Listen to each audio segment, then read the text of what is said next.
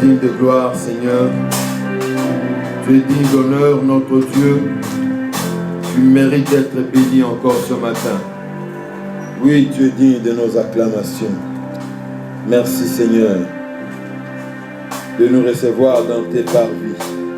Merci, Seigneur, de nous recevoir dans ta présence, ô Dieu. Merci, Seigneur, pour ce privilège. Car un jour, dans tes parvis, vaut mieux que 1000 ans ailleurs. Vaut mieux que 1000 ans ailleurs. Oh Jésus, merci.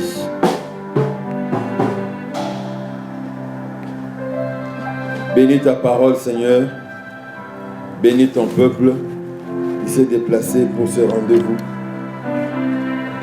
Que ta parole, Seigneur, soit esprit et vie pour ton peuple en ce jour. Afin que, Seigneur, nous puissions sortir de ces lieux, non pas comme nous sommes entrés, mais avec un plus. Au nom de Jésus, notre Seigneur et Sauveur, nous avons prié et demandé ainsi. Amen. Amen. Amen. Shalom. Shalom. Que le nom du Très-Haut soit élevé ce matin. Si nous avons nos Bibles, je nous prie de les ouvrir dans l'Évangile selon Luc.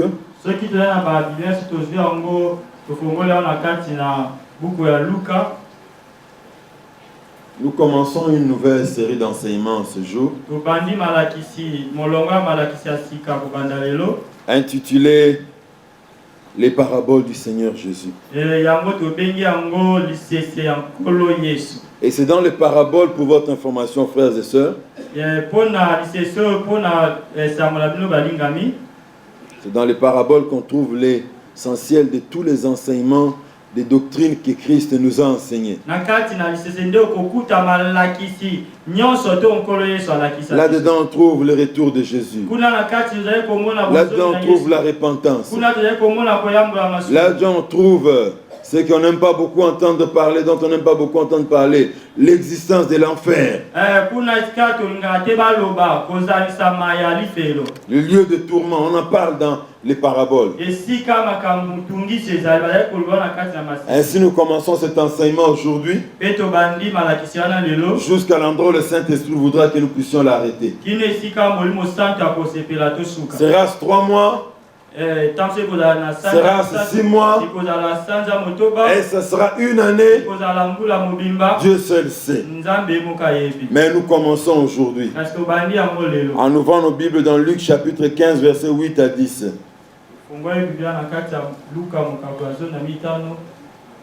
Luc chapitre 15 verset 8 à 10. La parabole de la drachme perdue. Ou quelle femme, si elle a 10 drachmes et qu'elle en perd une, n'allume une lampe, ne balaye la maison et ne cherche avec soin jusqu'à ce qu'elle la retrouve. Lorsqu'elle l'a retrouvée, elle appelle ses amis et ses voisines et dit: réjouissez-vous avec moi, car j'ai retrouvé la drachme que j'avais perdue. Réjouissez-vous avec moi, car j'ai retrouvé la drachme que j'avais perdue. De même, je vous le dis, il y a de la joie devant les anges de Dieu pour un seul pécheur qui se répand. De même, je vous le dis, il y a de la joie devant les anges de Dieu pour un seul pécheur qui se répand. Je nous prie de recevoir la parole de Dieu avec acclamation.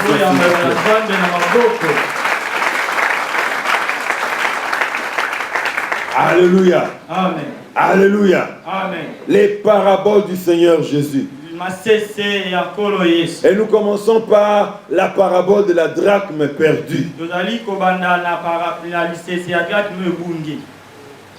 Dieu a perdu, bien aimé, une chose qui lui est précieuse.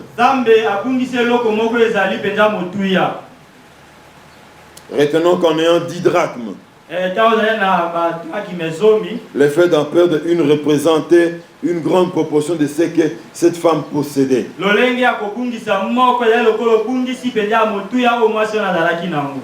Bien aimé, qu'est-ce qu'on appelle, la Bible appelle une drachme?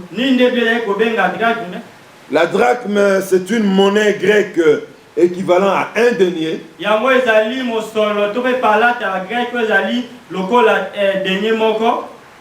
Le Nouveau Testament nous parle beaucoup de deniers, mais ne parle pas beaucoup de drachmes. Amen. Amen. Et un denier avait la même valeur qu'une drachme. Mais le denier, tout comme la drachme, représente le salaire d'un jour d'un ouvrier à l'époque du Seigneur Jésus.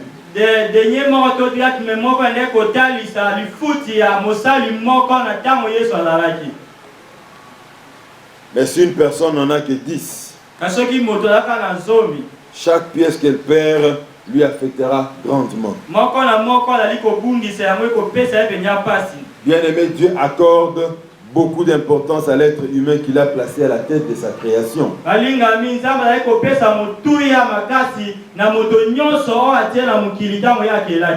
Dieu t'accorde beaucoup d'importance. Dieu m'accorde beaucoup d'importance. Dieu accorde beaucoup d'importance à mon interprète. Parce que c'est lui qui l'a créé. De tout ce que Dieu a créé, il n'y a rien qui est supra plus élevé que l'homme. Voici quelques éléments qui nous le prouvent. Dieu a accordé beaucoup d'importance à l'homme. En effet, l'Éternel a créé l'homme à son image et à sa ressemblance. Ce qui n'est pas des anges n'est pas le cas pour les anges. Dieu nous a créés à son image et à sa ressemblance. De même qu'il est esprit, nous sommes esprits. Et il nous a donné le pouvoir de décider librement. Alléluia. Amen. Ce n'est pas tout. Même après la chute de l'homme,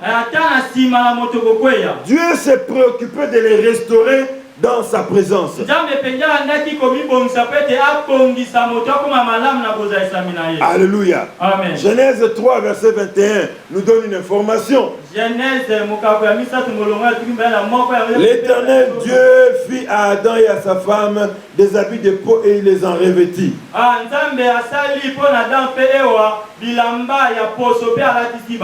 Qu'est-ce qui s'est passé? Adam et Ève venaient de pécher.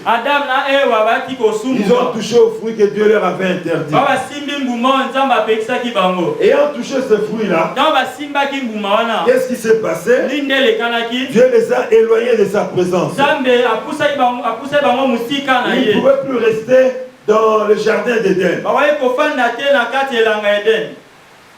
Mais avant que Dieu ne les éloigne du jardin d'Éden, quand Dieu avait l'habitude de venir les visiter chaque soir,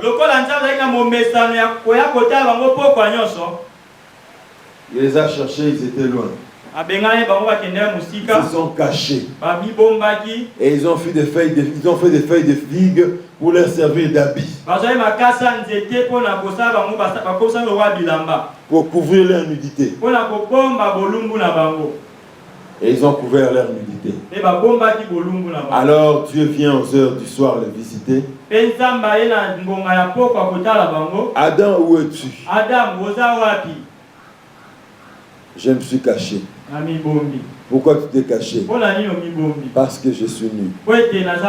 Qui t'a dit que tu es nu?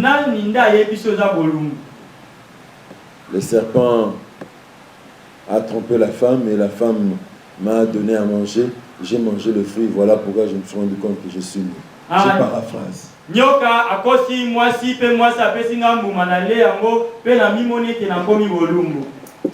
Alors, Dieu prend l'initiative. Il leur fit un habit avec des peaux d'animaux. Et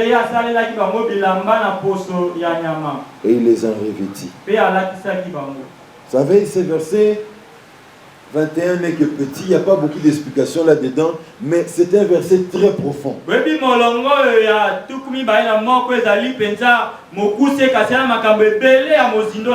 Première information. Comment Dieu a-t-il fait pour avoir une peau d'animaux et leur donner comme habit? Il a tué un animal, n'est-ce pas? Le sang avait coulé. Mais pourquoi est-ce que Dieu ne pouvait pas demander à un ange de va tuer un animal là-bas et tu vas prendre bien aménager la peau de cet animal pour que tu puisses donner à Adam et Ève pour qu'il puisse se revêtir? Ils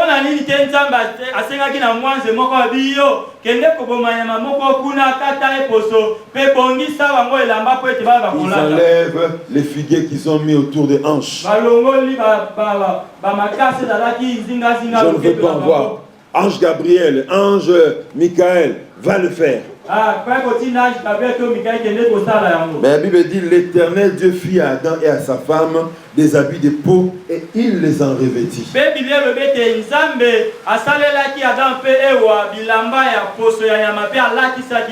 se préoccupe lui-même de les revêtir. Parce que le fait que le sang puisse couler, ça a une grande signification pour Dieu. Il veut communiquer un message à l'humanité. Oh, vous avez du prix à mes yeux. Pour ce qui concerne votre rédemption, ce n'est pas une mission que je donnerai à un ange. Ce n'est pas une mission que je donnerai à l'une des personnes qui se trouve dans ma cour. C'est une mission que moi-même je me charge. Donc moi-même je me charge. Alléluia. Amen. Est-ce que vous êtes présent? Est-ce que vous êtes présent? C'est comme si vous n'avez pas compris.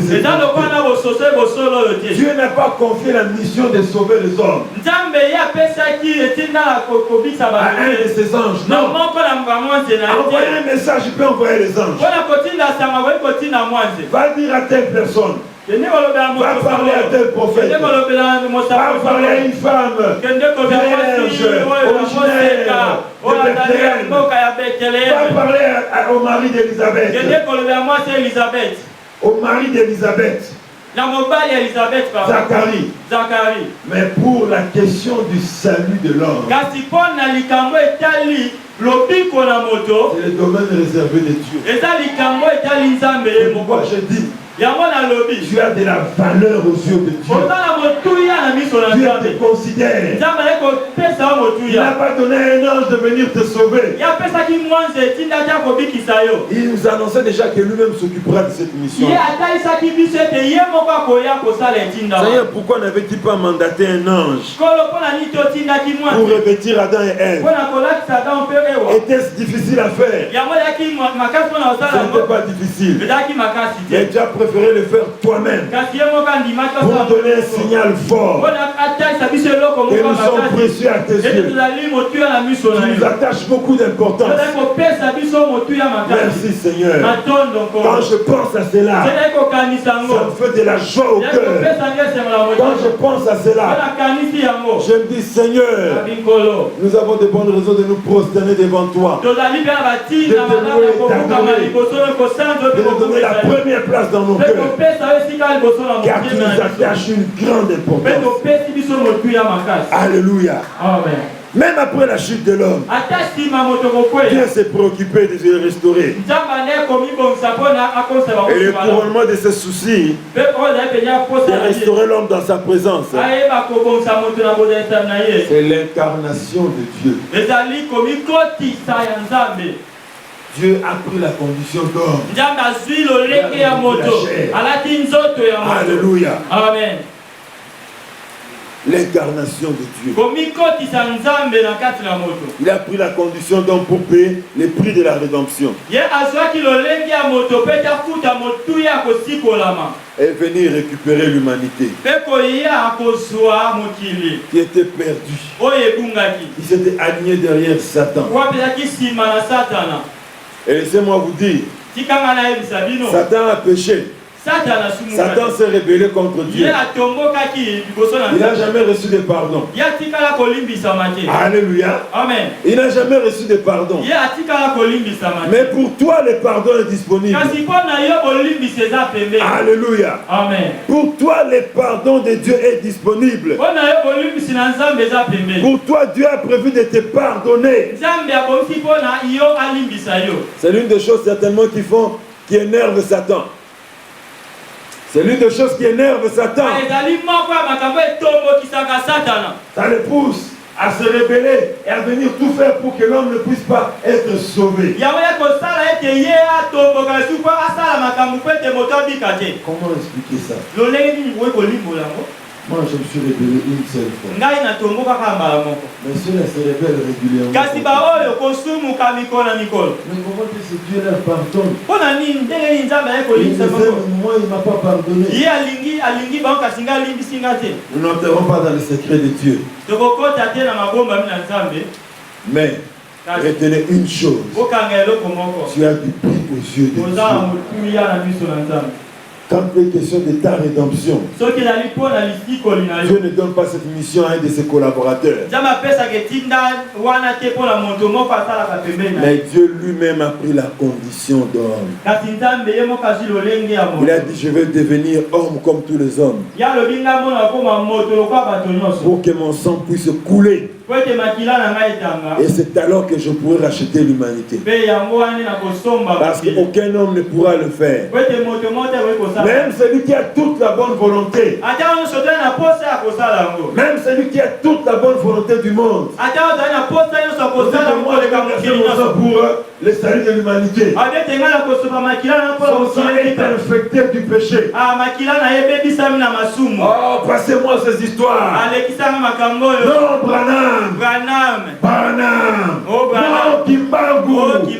Et toute la série qui suit. Non, nous devons aller vers la Vierge Marie. Non, c'est de la foutaise. C'est de la foutaise. Toutes ces personnes-là, leur sang est infecté du péché. Mais il n'y a qu'un seul qui est l'agneau de Dieu. Il a accepté de prendre la chair humaine et vivre notre condition. Souffrir sous le soleil. Avoir faim. Transpirer. Marcher à pied. Uniquement pour venir te sauver et me sauver. L'homme a du prix aux yeux de Dieu, frère et sœur. Nous avons du prix aux yeux de Dieu. Et puisque Dieu nous a perdus, il met tout en œuvre pour nous récupérer. Que pouvons-nous retenir jusqu'à ce niveau? Tout ce que nous venons de dire nous montre que Dieu est précieux. L'homme est précieux, l'homme pécheur est précieux aux yeux de Dieu.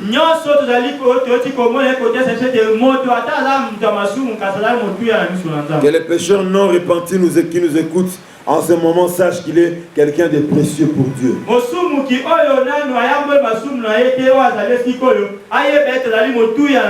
Voilà pourquoi, enfants de Dieu, nous devons toujours nous rappeler de ceci. Alléluia. Amen. Le péché n'est pas une bonne chose. Et puisque nous avons eu quelqu'un qui a payé le prix pour notre salut, avec le péché. Y a-t-il quelqu'un qui blague avec le péché ici? On te connaît comme enfant de Dieu, mais dans l'impudicité tu es un champion. On te connaît comme un enfant de Dieu, mais dans l'homosexualité tu es là. Oh, j'ai appris une chose grave cette semaine. Dans une église, une personne qui chante chaque jour, il loue Dieu dans la chorale. Mais elle est lesbienne. Lesbienne, Il y a l'esprit de la chorale ce matin. Le péché, si tu es là, ne joue pas avec le péché. Le péché a coûté un grand prix à Dieu. Il est devenu homme, il est mort à cause du péché. Voilà pourquoi l'Hébreu nous dit, ceux qui après avoir été sauvés, ils ont cru au Seigneur Jésus. Ils ont reçu le pardon de leurs péchés. Et ils continuent à vivre sciemment dans le péché. Ils crucifient encore Jésus à la croix. Ils sont comme ceux-là. Dans leurs églises, chaque jour, si vous entrez, vous voyez Jésus toujours sur la croix. C'est très significatif. Hein? Voilà pourquoi dans de telles églises, on dit non, on ne regarde pas à nos péchés, mais à la foi de ton église. Parce que c'est un feu vert. On dit continuez à pécher. Envoyons-les encore à la croix. Moi, parce que c'est une symbolique qui a une grande signification. Nous croyons que la croix est restée vide. La mission accomplie sur la croix est déjà accomplie. Alléluia. Christ n'est plus à la croix. Voilà pourquoi nous ne devons pas vivre sciemment dans les péchés. Quand on parle comme ça, on se dit, ah non, là-bas, ceux de là-bas, ils exagèrent. Bien aimé, le Fils de Dieu est descendu sur la terre. Ce n'est pas pour nous rendre des milliardaires. Est-ce que je me fais comprendre? S'il était descendu pour nous rendre milliardaires, c'est de ceux qui sont au Koweït, Arabie Saoudite, à Dubaï, des millionnaires, des milliardaires, sans Christ. Le but premier qui a déplacé le Fils de Dieu sur la terre, c'est pour résoudre le problème du péché. Oui, il est vrai, en résolvant le problème du péché, ça peut avoir pour retomber dans ta vie. Première, la bonne santé. Tu seras délivré des démons. Tu seras délivré du système du péché. Que tu deviennes riche. Mais tel n'est pas le premier but pour lequel le Fils de l'homme est descendu sur la terre. Il est descendu sur cette terre pour trouver la solution au problème du péché. Et l'église, toute église sérieuse, doit marteler de temps en temps sur cette réalité. Parce qu'arrêtez de parler de ça. À un moment donné, on aura l'impression que l'église était un moziki. On fait connaissance, on connaît telle personne qui habite là-bas. Notre moziki est un grand groupe. Et en plus ça nous enrichit. On risque de perdre le but de Dieu, de s'écarter de la vision de Dieu, de perdre les repères, frères et sœurs. Alléluia. Amen. Très très très important, mes frères. Le Fils de Dieu est descendu sur cette terre pour trouver la solution au problème du péché. Mais toi, à qui il a déjà donné la solution à ton péché? Tu retournes aux choses que tu as vomies. Cette connaissance que tu as reçue, que le péché est une chose mauvaise, ça n'influence pas, ça n'a pas d'impact dans ta vie de tous les jours. Comment expliquer cela? Comment peux-tu justifier cela?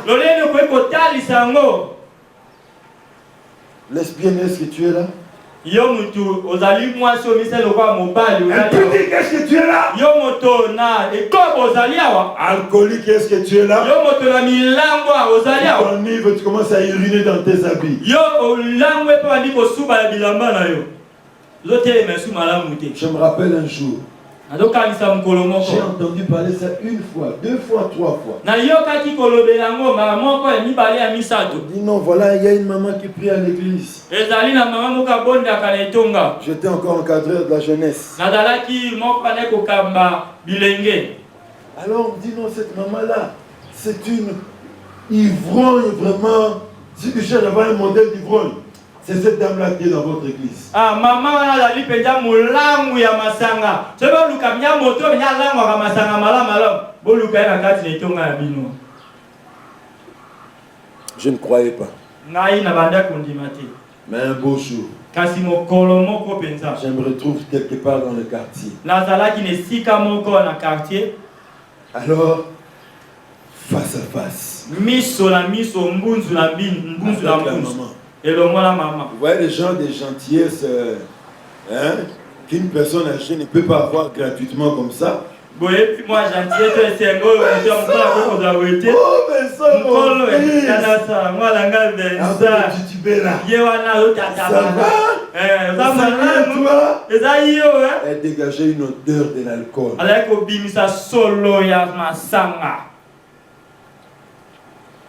Est-ce ton cas peut-être ce matin? Tu es en train de bafouer l'œuvre de la croix. Un Dieu si précieux qui est venu prendre la condition d'homme pour te sauver et me sauver.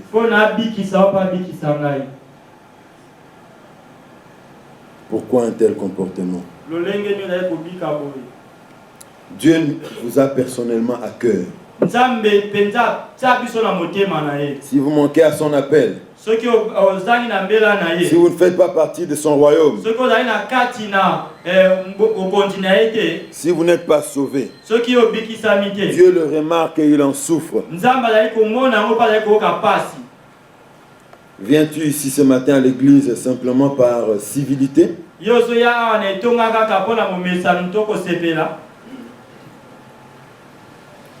Depuis ton bas âge, on t'a appris à venir dimanche à l'église.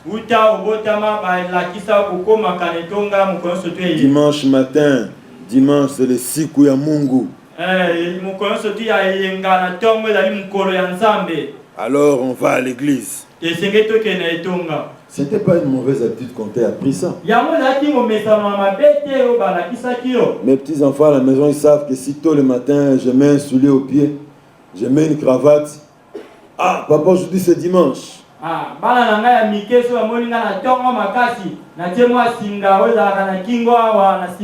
Mais cette bonne habitude ne crée pas en toi le fait de t'approcher de Dieu avec respect. Que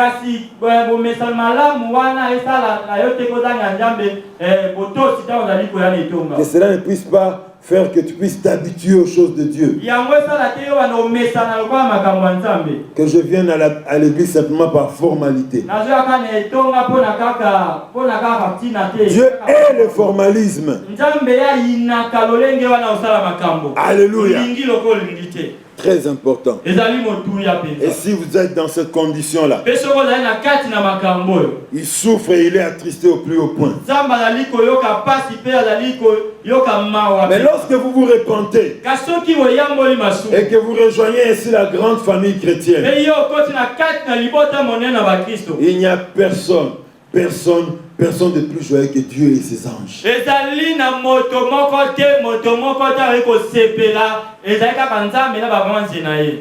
Il y a une joie dans la cour de Dieu. Et même, je vous le dis, il y a de la joie devant les anges de Dieu pour un seul pécheur qui se répand. Alléluia. Amen. Dieu souffre. Il est attristé de vous voir toujours loin de lui. Rappelez-vous de ce que le Seigneur Jésus disait à un des pharisiens. Il avait posé une question et Jésus lui avait posé une question et le monsieur avait bien répondu. Et le Seigneur de lui dire, tu n'es pas loin du royaume des cieux. Pour lui, ça peut paraître comme un compliment, ce monsieur-là. Ne pas être loin du royaume des cieux et être dans le royaume des cieux, ce sont deux choses différentes.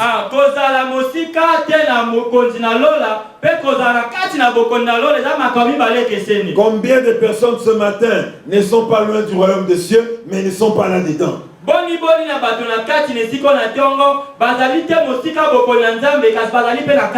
Tu connais tous les versets de la Bible.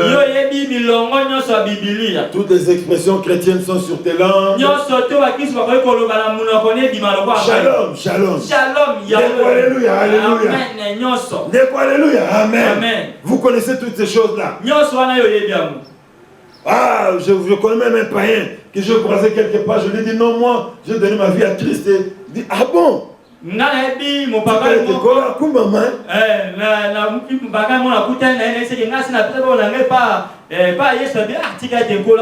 Fréquenter les chrétiens, avoir une Bible, ce n'est pas être loin du royaume. Mais on ne fait pas partie du royaume.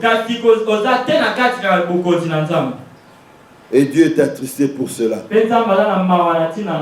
Bien aimé, à quoi bon vivre toute une vie et passer à côté de l'essentiel?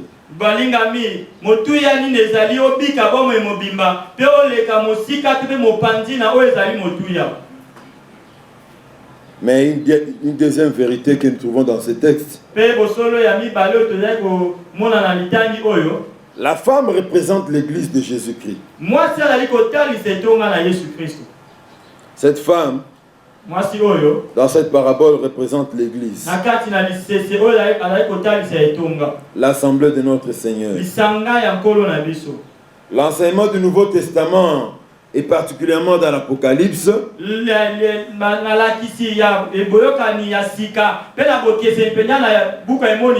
nous font voir que l'église est souvent représentée par une femme. Mais de là, ça ne veut pas dire que tous les passages du Nouveau Testament, là on voit une femme, ça signifie que c'est l'église. Non. À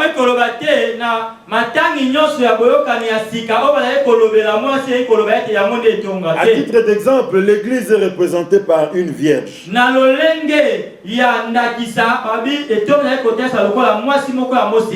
Parce que je vous ai fiancé à un seul époux, dit Paul dans 2 Corinthiens 11, verset 2.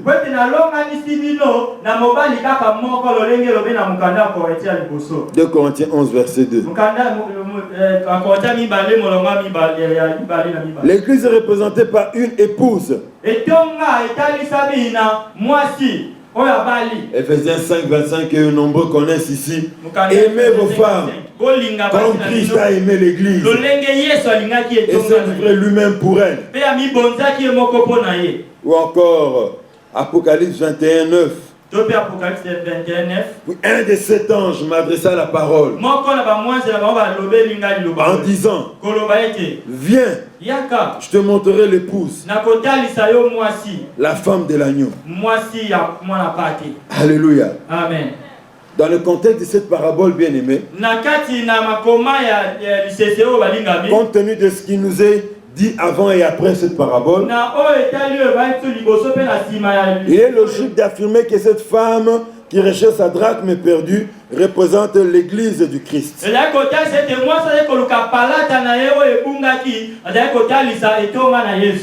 Comment justifier cela? Notez très bien d'abord que dans la première parabole,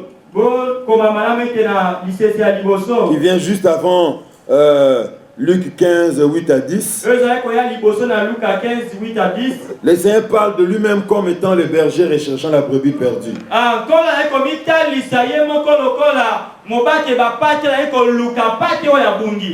Alléluia. Amen.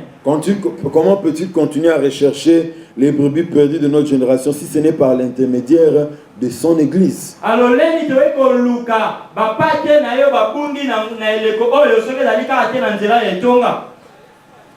Comment avez-vous été trouvé par Dieu si ça n'avait pas si Dieu n'avait pas manifesté son amour et sa puissance au travers de son église.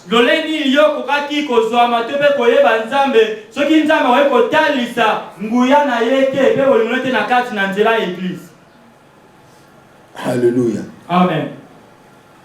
Comment Dieu peut-il trouver ceux qui sont perdus spirituellement sans ton intervention?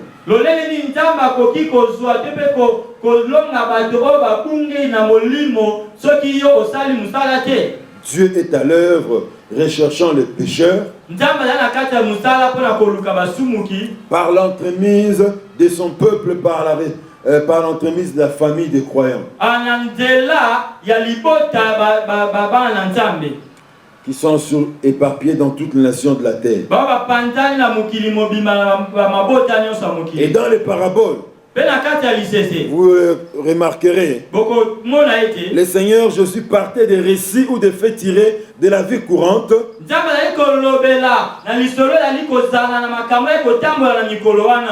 dans le but de nous faire comprendre des réalités spirituelles invisibles à l'œil.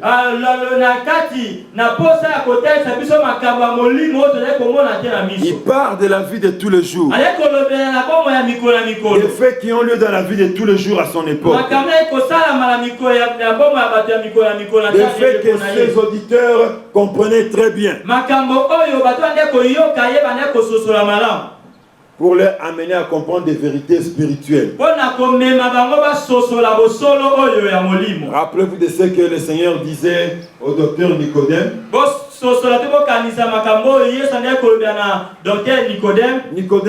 Nicodème, je te parle et j'illustre mon propos à partir des choses de la terre.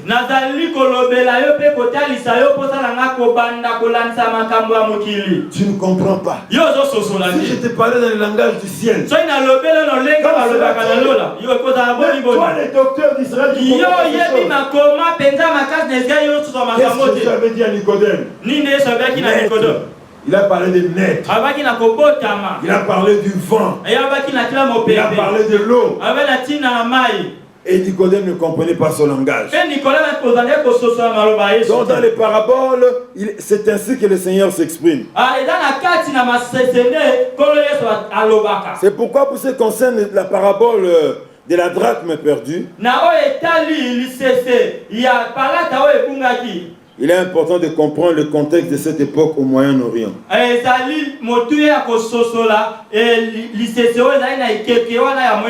Comment les gens vivaient à l'époque. Selon les historiens et les archéologues,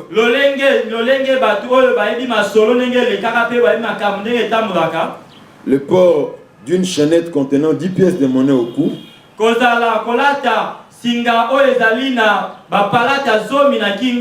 ou encore comme le soutiennent d'autres, le fait d'insérer dans ses cheveux 10 pièces de monnaie avait une grande signification.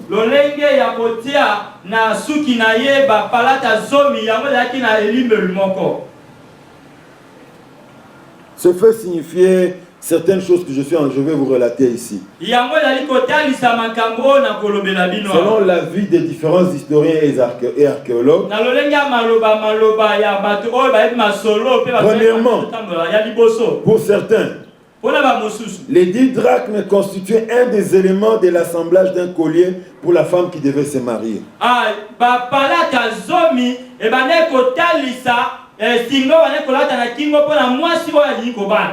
Et ceci avait une si grande signification que nous pouvons le comparer au port de l'anneau de l'alliance à notre époque.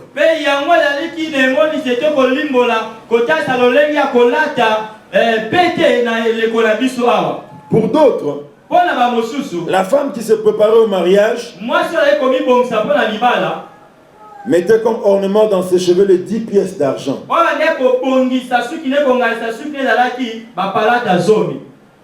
Et ce geste avait une valeur d'alliance. Par ce geste, elle voulait dire à toute personne qu'elle était déjà occupée et destinée au mariage.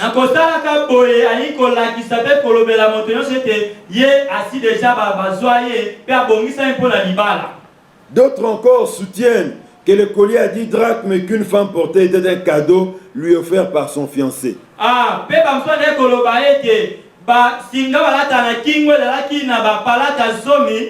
ezali lokola eloko oyo molonga te pe mokola dinaye apesa ki na mokola no bakobalana pour lui exprimer qu'il va le prendre en mariage. pona kotalisa ete ye akobala ye Et on attachait une grande importance à ce collier-là. pe bande kopesa motu ya makasi na singa kingo La wana femme destinée au mariage devait le garder jalousement. mwasi oyo azali komibongisa mpo libala esengaki abatela yango mpenza C'est malamu ce que dit encore un autre chercheur. pe oyo molukiluki mosusu alobaki Quelqu'un dit que ces 10 pièces d'argent étaient la dot que la femme fiancée apportait apportait au moment de se marier. pe palata zomi wana ezali lokola elembo ya libala oyo mwasi alongami ane komema mpona kobalana na ye. Alléluia. Amen. Vous savez que dans certaines cultures, boyebi na bokoko mosusu dans d'autres sous d'autres cieux, na bisika mosusu la dot c'est la femme qui l'amène. mbongo ya libala ezali mwasi nde amemaka yango. Bon, chez nous c'est mbongo ya libala mais l'idée c'est seulement dot, comme ça c'est mieux. Alors à cette époque-là, la femme apportait cela comme sa dot. Au point où ce dernier, l'historien en question l'appelle, il dit que on considérait que c'était comme le trésor de la fiancée.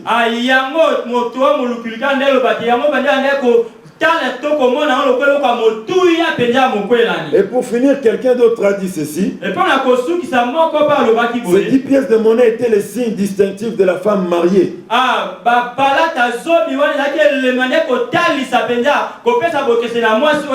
Malgré les différentes opinions de ces chercheurs, comprennent l'une des hypothèses ou une autre, il y a une vérité importante à noter dans ce texte. Ces 10 pièces de monnaie étaient le bien le plus précieux de la jeune femme qui voulait se marier.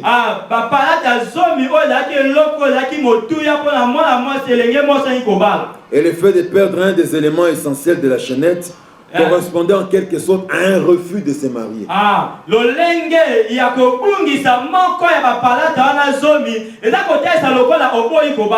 D'où la femme qui perdait cela devait tout faire pour bien le conserver car c'était le gage de son mariage.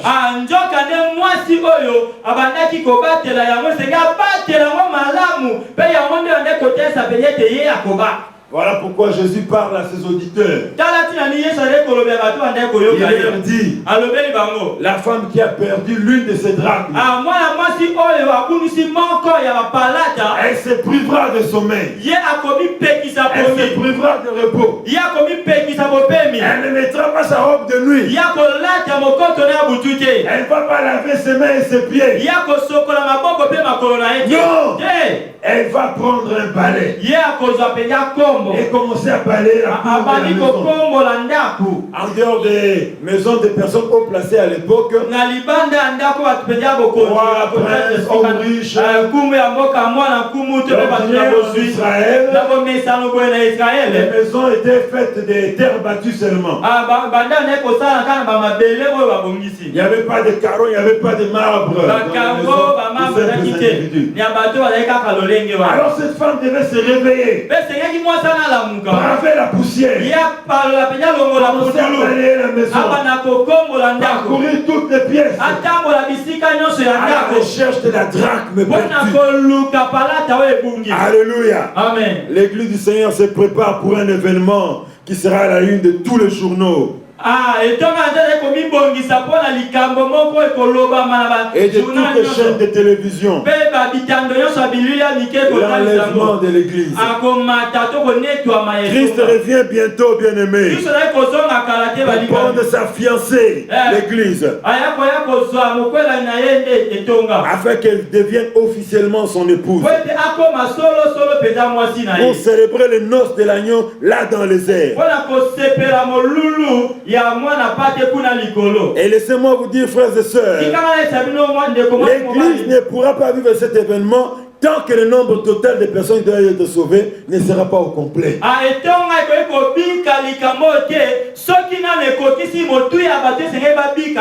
Est-ce que l'église se préoccupe tant de personnes perdues? Combien ont prié cette semaine pour quelqu'un qui se perd dans le quartier? Combien ont prié cette semaine pour un membre de famille qui est sourd, qui est alcoolique, qui est dans le fétichisme ou la sorcellerie? Combien?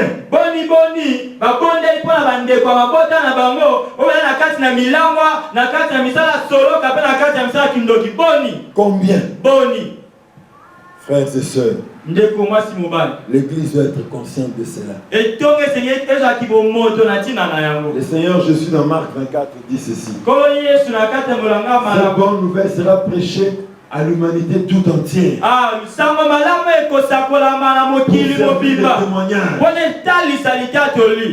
Ensuite viendra la fin. Matthieu 24, 12 à 15, vous trouverez ça. Matthieu 24, 12 à 15, ça veut dire l'Église a une responsabilité. Quand on parle de la responsabilité de l'Église, de chercher les perdus. Les premiers regards de tout le monde se tournent vers qui? Nous autres nous pouvons croiser les mains. Nous pouvons dormir. Mais l'enlèvement, ce sera tous les chrétiens qui devront partir. Alors à quoi bon? Notre enlèvement, je prends cette image-là comme un véhicule qu'on doit pousser. Dès que ça démarre, nous partons tous. Alors,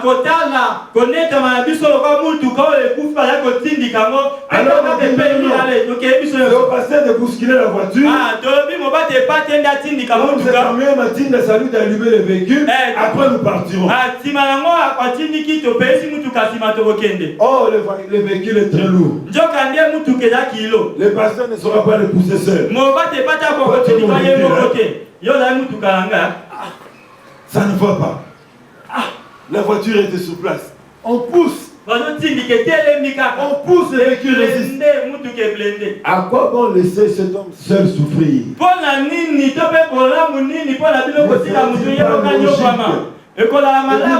Allons, soutenons-le. Tous ensemble, l'union fait la force. Là où une seule main ne peut pas faire quelque chose, 50 mains vont remporter la victoire. Alors le véhicule va démarrer et nous partirons. La femme, l'Église, elle a 9 drachmes. Il y a une drachme qu'elle a perdue. Ça a de la valeur aux yeux de Dieu. Cette drachme-là, ce sont les hommes qui ne connaissent pas le Seigneur. Mais parmi eux, il y a certains qui doivent être sauvés. Si tu argumentes pour dire non, prêcher aux païens, c'est l'affaire des pasteurs. Le pasteur ne rencontrera pas les païens de ta famille. Si tu continues à soutenir, non, ce sont eux qui doivent prêcher, ce n'est pas nous. Ce sont eux les pasteurs qui ont fait la théologie. Moi, je n'ai pas fait la théologie. La femme samaritaine te condamnera devant Dieu. Elle n'avait pas fait la théologie. Et tous elle avait dit: venez voir un homme. Il a raconté toute ma vie. J'étais pécheur avant de rencontrer cet homme. J'étais pécheresse avant de le rencontrer. Et après ma rencontre avec lui, la vie a changé. Il n'y a rien de théologie là-dedans. Prenez vos petits arguments là. Mettez dans un sac. Dans le ballon. Boostez-la loin comme Manchester. Boostez-la loin comme Barcelone. Boostez-la loin comme Trésor Poutou. Et ne vivez plus dans ces arguments terre à terre. C'est une affaire de pasteur. Moi, je suis pas pasteur.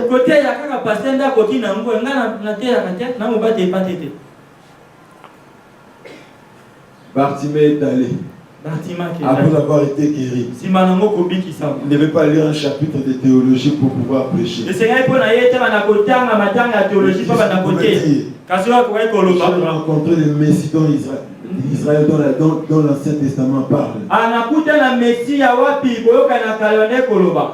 Je l'ai rencontré. Esaïe n'a-t-il pas écrit? Quand Quand il viendra, les aveugles verront, les sourds entendront, les boiteux sauteront comme des cerfs, la langue du muet éclatera de joie. Moi j'ai expérimenté cela. Vous expérimentez qu'il est le Messie. Qu'est-ce qu'il y a de théologique là-dedans? Ok, si je ne vous convainc pas, parce que votre silence m'inquiète, laissez-moi vous dire, tant que vous resterez dans cette position-là, nous traînerons encore sur cette terre, parce que la drachme est perdue. Les maîtres y attachent une grande importance pour que tu paraisses devant lui et que votre mariage avec lui soit célébré. Il manque la drachme. La drachme indéfiniment. Ça veut dire qu'il n'y aura pas mariage. Alléluia. Amen. L'apôtre Paul dit ceci aux chrétiens de Rome. Dans le livre aux Romains, chapitre 11, verset 25. Car je ne veux pas, frères, que vous ignoriez ce mystère, afin que vous ne vous regardiez pas point comme sages. C'est qu'une partie d'Israël est tombée dans l'endurcissement jusqu'à ce que la totalité des païens soit entrée. Est-ce que quelqu'un a compris ces paroles? Jusqu'à ce que la totalité des païens soit entrée. Qui va faire entrer la totalité de ces païens qui doivent être sauvés?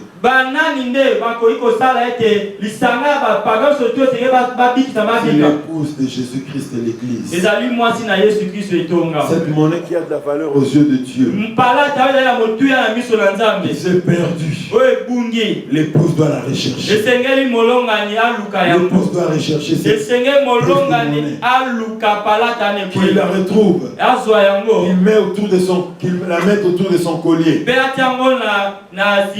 Il porte son collier pour être prête pour le noces de la alors c'est pour le Alléluia. Amen. Alléluia. Amen. Alléluia. Amen. Très important, bien aimé. L'église ne doit pas se sentir en paix dans le confort. Aussi longtemps que le nombre de perdus autour d'elle ne fait qu'augmenter. À l'image de cette femme dans la parabole. Elle doit s'inquiéter, se déranger. Se priver de sommeil, de repos, se priver même de luxe, dans le but de retrouver une partie d'elle qui est jusque-là encore perdue. Jésus disait dans Jean, dans l'évangile selon Jean, dans Jean chapitre 10, le chapitre du berger. Il dit, j'ai encore d'autres brebis. Ils ne sont pas encore dans la bergerie. Il faut que je les cherche. Alléluia. Amen. Mais il cherchera ses brebis au travers des mains de l'Église, au travers du message de l'Église, au travers du travail que les chrétiens rachetés doivent accomplir, bien aimé. Afin que ce qui a de la valeur pour Dieu et qui est perdu se soit retrouvé. Alors la joie de la femme sera totale. Car en ce moment-là, le roi ne va plus traîner longtemps pour venir la prendre, pour l'épouser. Voici la leçon que nous pouvons tirer derrière cette pratique de la drachme perdue. C'est cette pratique de la femme qui devait porter le collier à son cou.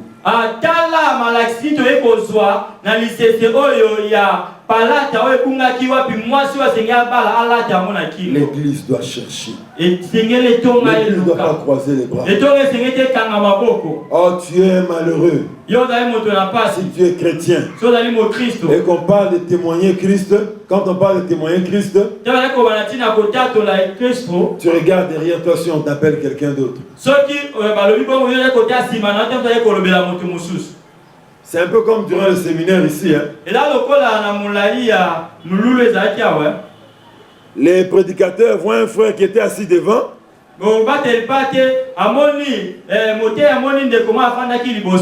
Et il demande s'il peut lire la Bible. Les frères regardent si on s'adresse à quelqu'un derrière lui. C'est souvent l'attitude de beaucoup de chrétiens, et particulièrement nous ici en Boudi.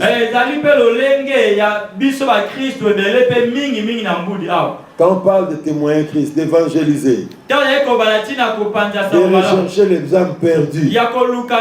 Non, ce n'est pas notre responsabilité. C'est trop bas pour moi. C'est un peu honteux. On voit un homme comme moi en train de tenir la Bible, de parler de Jésus comme le témoin de Jéhovah, de parler comme le Mormon. Ah bon? Évangéliser, c'est devenu une affaire des témoins de Jéhovah. Ah bon, c'est ce que vous vous dites. On ne confond avec le témoin, pas avec le témoin de Jéhovah. Je regrette pour toi ce que tu dis. C'est la responsabilité de tous les chrétiens. C'est la responsabilité de toutes les chrétiennes. Car c'est comme ça que nous allons hâter la venue du Seigneur. Si nous ne le faisons pas, ces pas resteront encore en arrière. Nous chantons souvent Azali Koya, Mwana Nzambe, Azali Koya, Makoleza Nzela. Mais une manière de faire en sorte que ces pieds-là qui sont en route puissent venir en vitesse. Lèvons-nous et prenons notre responsabilité du salut des âmes entre nos mains. Tant que nous n'aurons pas cette responsabilité entre nos mains, l'image du camion Matin Dala, c'est réellement ce que nous sommes en train de vivre.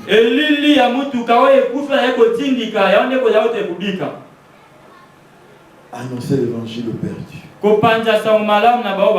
Prier pour les perdus. Même si tu ne sais pas annoncer l'évangile, ce ne sont pas les méthodes et techniques qui manquent. Il y en a beaucoup.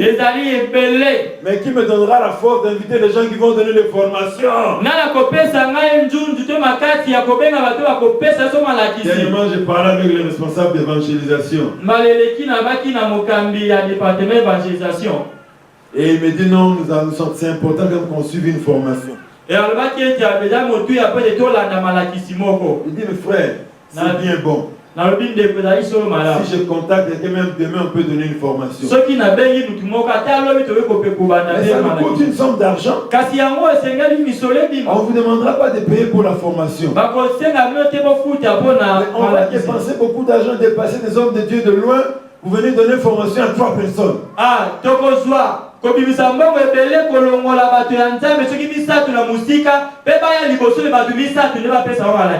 À quoi bon? Les techniques ne manquent pas. Il y a beaucoup de techniques pour le faire. On peut l'évangéliser en parlant seulement du témoignage de son église. Et vous invitez quelqu'un. Mais est-ce que toi tu le fais? Ah, on va écouter, c'est là aujourd'hui. Ah non, le pasteur David, il faut qu'on fasse ça. On prie ce soir pour le perdu. Demain matin, on va prier. Après, fini. On prie plus.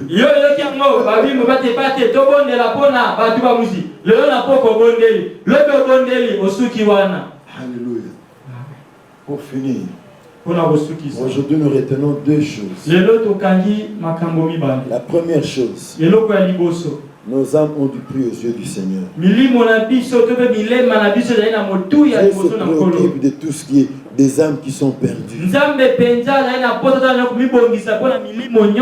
Et il nous le montre dans la Bible, par les exemples que nous avons donnés. Nous avons du prix aux yeux de Dieu. Deuxième chose, l'Église a la responsabilité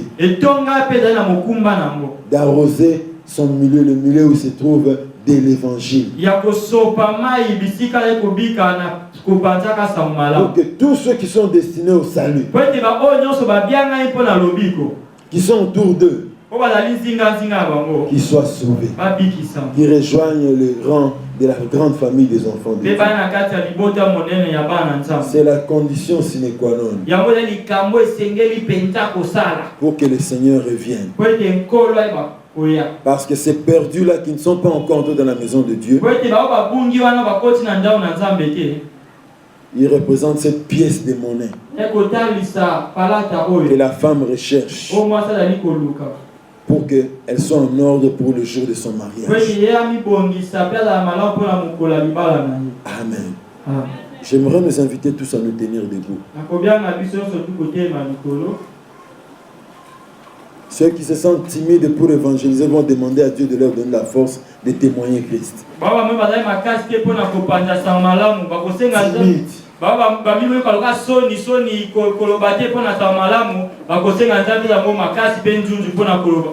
Ceux qui avaient l'habitude de le faire, mais à cause du découragement, à cause du péché, ils ont régressé. Ils vont demander pardon à Dieu et demander que Dieu leur renouvelle, leur redonne la première force qu'ils avaient.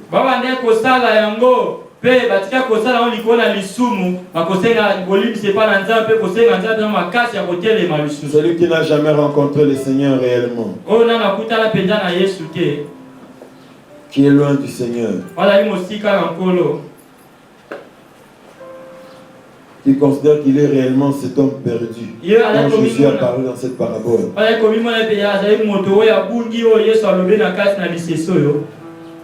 qui quitte l'évangile, qui vient ici devant, je vais prier pour lui.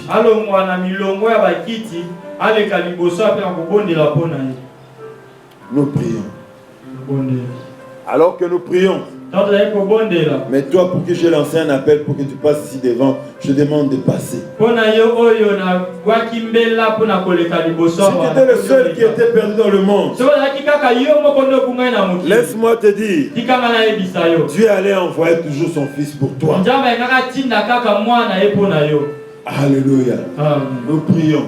Il n'y a pas de honte à prier et de dire à Dieu, donne-moi la force de te témoigner. Pour que tu gardes la voix très basse. Il n'y a pas de honte à demander la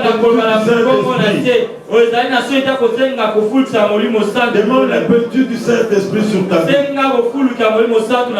Marche toujours dans les voies du Seigneur.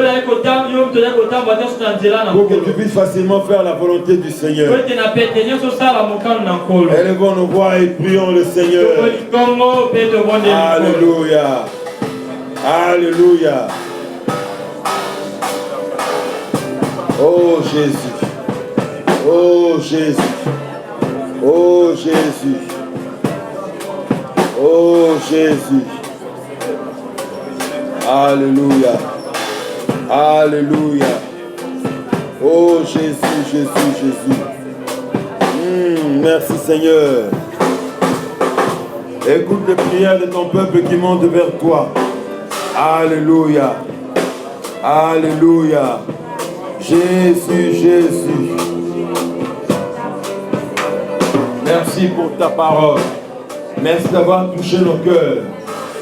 Merci pour tout ce que tu veux faire. Après avoir ainsi repris tes enfants ce matin. Seigneur, écoute les cris de ton fils qui crie vers toi. Qui a reconnu sa faute. Qui a reconnu qu'il était découragé. Qu'il avait perdu les repères à cause du péché. Mais maintenant il veut revenir tout entier à son premier amour pour toi.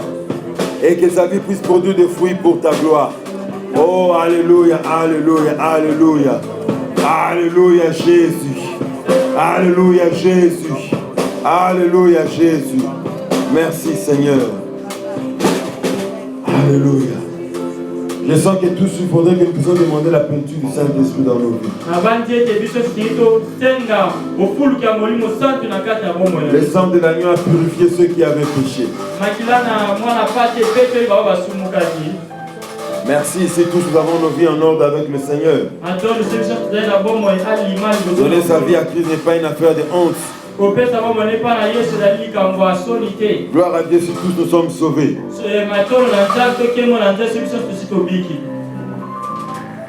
Maintenant, nous allons prier pour la peinture du Saint-Esprit. Ne vous enivrez pas de vin, nous dit la Bible. Mais soyez remplis du Saint-Esprit. Parce que si on est rempli du Saint-Esprit, on vivra une vie agréable à Dieu. On fera aisément la volonté de Dieu. Le Saint-Esprit va commencer à nous saisir pour accomplir les missions de Dieu. Prions le Seigneur. Alléluia.